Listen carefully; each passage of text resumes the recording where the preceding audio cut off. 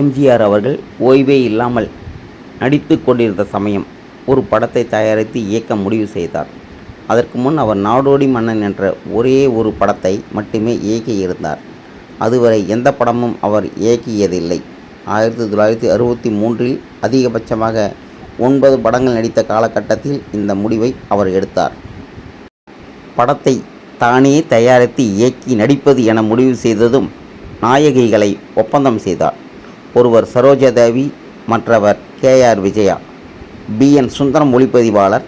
படத்தை அறிவித்து சில தினங்கள் படப்பிடிப்பும் நடந்தது.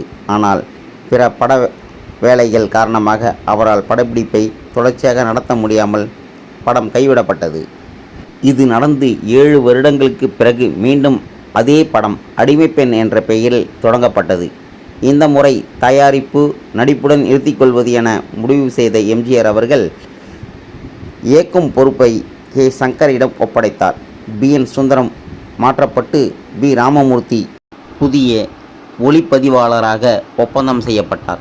அதேபோல் சரோஜாதேவி KR விஜயாவுக்கு பதில் கதாநாயகி வில்லி என 2 வேடங்களில் நடிக்க ஜெயலலிதா ஒப்பந்தம் செய்யப்பட்டார். படத்தில் அரசர் வேங்கையன், இளவரசன் வேங்கையன் என எம்ஜிஆர் அவர்களுக்கும் 2 வேடங்கள். ஜெயலலிதா அவர்களுக்கு இளவரசன் வேங்கையனை காதலிக்கும் ஜீவா என்ற கதாபாத்திரம், அத்துடன் வில்லத்தனம் நிறைந்த ராணி பவளவல்லி என இன்னொரு வேடம்.